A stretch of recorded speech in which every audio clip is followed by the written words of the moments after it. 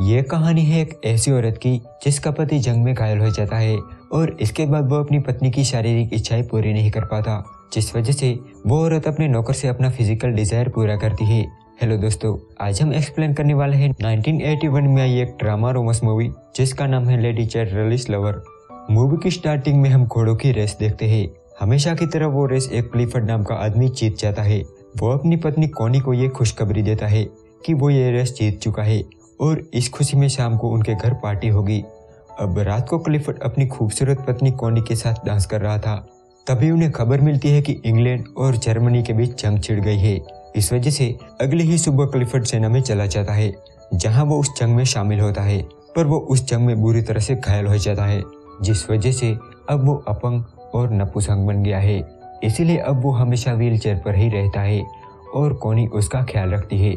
Cliff से bed पर अब कुछ हो नहीं पाता था, इसीलिए कॉनी की शारीरिक इच्छाएं पूरी नहीं हो पाती थी। एक दिन क्लिफर्ड कॉनी से कहता है कि मेरे लिए तुम अपनी लाइफ खराब मत करो। वो कहता है कि मैं एक अच्छा पति नहीं बन पाया, इसीलिए अगर तुम्हें कोई आदमी पसंद आता है तो तुम उससे प्यार कर सकती हो, मुझे कोई एतराज नहीं होगा। साथ ही वो ये भी कहता है कि अगर उनका कोई बच्चा होता है तो वो उसको अपना वारिस बनाएगा। लेकिन कॉनी कहती है कि कभी ये मत भूलना कि मैं तुमसे प्यार करती हूँ। तभी वहाँ उनका गेम कीपर ओलिवर आता है।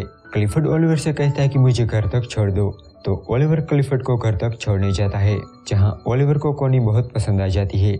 जब वो जाने लगता है तब वो मुड़ मुड़ के कॉनी को देखने लगता है। एक दिन क्लिफर्ड की तबीयत अचानक खराब हो जाती है, इसीलिए वो लोग तुरंत डॉक्टर को बुलाते हैं, पर डॉक्टर के बदले एक नर्स आती है जिसका नाम मिस बोल्टन था, जो अब क्लिफर्ड का इलाज करने लगती है। तभी क्लिफर्ड कॉनी से कहता है कि मैं चाहता हूँ कि तुम ओलिवर से मिलकर पता करो कि अंडे अच्छे हैं या नहीं। तो कॉनी ना चाहते हुए भी वहाँ जाती है, जहाँ पहुंचकर वो देखती है कि ओलिवर अपने कपड़े उतारकर अपनी बॉडी को साफ कर रहा है। ओलिवर को ऐसी हालत में देखकर कॉनी को कुछ होने लगता है। वो बस उसकी बॉडी को देखते ही रह जाती है और उसे बिना मिले ही वहाँ से चली जाती है। जब वो घर जाती है तो क्लिफर्ड के पूछने पर वो बताती है कि उसे ओलिवर मिला ही नहीं। अब वो नर्स भी क्लिफर्ड के ट्रीटमेंट के लिए यहाँ रुक जाती है। रात को जब वो अपने कमरे में सोने जाती है तब उसे बार बार ओलिवर का ही ख्याल आता है। वो चाहकर भी उसे भुला नहीं पा रही थी और वो उसके ख्यालों में खो जाती है और अपनी बॉडी को टच करने लगती है। अगले दिन क्लिफर्ड फिर से उसे अंडे देखने के लिए भेजता है, लेकिन जब कॉनी ओलिवर के पास जाती है तो ओलिवर उससे ठीक से बात भी नहीं करता। वो समझ गया था कि कॉनी उससे क्या चाहती है, इसीलिए वो नहीं चाहता था कि उनके बीच कोई अफेयर हो, क्योंकि वो उनका एक आम नौकर था। इस वजह से कॉनी वहाँ से चली जाती है। लेकिन अगली बार जब वो ओलिवर से मिलती है तो ओलिवर उसे अपने कॉटेज की चाबी दे देता है। अब वो जब चाहे पक्षियों को देखने आ जा सकती थी। अब वो हर रोज ओलिवर के पास जाने लगी। वो बस ओलिवर को देखना चाहती थी। ऐसे ही एक दिन जब वो ओलिवर के पास जाती है तो ओलिवर उसे नन्हे चूजे दिखाता है, जिन्हें देखकर वो रोने लगती है। दरअसल उनका कोई बच्चा नहीं था और क्लिफर्ड की हालत देखकर ऐसा लग रहा था कि अब होगा भी नहीं। तब ओलिवर उसके पास आता है और उसे सीने से लगा लेता है। यहाँ वो दोनों बहुत क्लोज आ जाते हैं और दोनों इंटीमेट भी होते हैं। लेकिन इसके बाद कॉनी को काफी गिल्टी फील होता है और वो वहाँ से भागने लगती है। उसे आता देख मिस बोल्टन भी देख लेती है। इसके बाद कई दिनों तक वो ओलिवर से नहीं मिलती। वो उसे प्यार तो बहुत करती थी, पर वो जानती थी कि ये गलत है। तो वहीं दूसरी तरफ ओलिवर भी कॉनी को देखने के लिए तरस गया था और एक दिन वो कॉनी के घर तक आता है, इस उम्मीद में कि उसे एक बार कॉनी दिख जाए। उसे कॉनी तो नहीं दिखती, पर मिस बोल्टन उसे घर के बाहर देख लेती है। एक दिन जब कॉनी घर के बाहर बैठी थी तब ओलिवर उसके पास आता है। वो उसे कहता है कि क्या हमने कुछ गलत किया है। कॉनी कहती है कि नहीं। फिर वो उसे जंगल में ले जाता है, जहाँ अगेन दोनों इंटीमेट होते हैं। एक दिन ओलिवर क्लिफर्ड के घर आता है, जहाँ कॉनी उसे कहती है कि तुम यहाँ क्या कर रही हो। तभी वहाँ क्लिफर्ड आता है। वो ओलिवर से पूछता है कि क्या हुआ, तो ओलिवर कहता है कि मैंने 2 शिकारियों को पकड़ा है जो अवैध शिकार कर रहे थे। पर यहाँ क्लिफर्ड को कॉनी और ओलिवर पर शक हो जाता है। क्लिफर्ड ओलिवर से कहता है कि उन शिकारियों पर मुकदमा चलाओ, लेकिन इस पर कॉनी कहती है कि उन्हें छोड़ दो। क्लिफर्ड कहता है कि मैं एक शर्त पर उन्हें छोड़ सकता हूँ, अगर ओलिवर उन दोनों को पीटे तो, वरना ओलिवर को अपनी नौकरी से हाथ धोना पड़ेगा। तो ओलिवर ना चाहते हुए भी उन दोनों को पीटता है। एक दिन जब कॉनी ओलिवर से मिलने जाती है तब वो ओलिवर को बताती है कि मुझे एक बच्चा चाहिए। ओलिवर कहता है कि क्लिफर्ड का क्या होगा, तो कॉनी कहती है कि मैंने उससे बात की है, वो एक बच्चा और वारिस चाहता है। तब ओलिवर पूछता है कि क्या वो हमारे बारे में जानता है। इस पर कॉनी कहती है कि नहीं। वो कहती है कि मैं जानती हूँ जब हमारे बारे में उसे पता चलेगा तो वो क्या कहेगा, पर मैं तुम्हारे बिना नहीं रह सकती। तो ओलिवर बच्चे के लिए मान जाता है और वो कॉनी से कहता है कि मैं चाहता हूँ कि तुम मेरे साथ एक रात मेरी कॉटेज में बिताओ। जब कॉनी घर जाती है तो मिस बोल्टन को कॉनी के सर पे एक कांच का तिनका दिखाई देता है और वो समझ जाती है कि कॉनी और ओलिवर का अफेयर चल रहा है। इसके बावजूद भी वो ओलिवर से मिलना जारी रखती है। वो ओलिवर से कहती है कि मैं एक रात तुम्हारे कॉटेज में जरूर बिताऊंगी।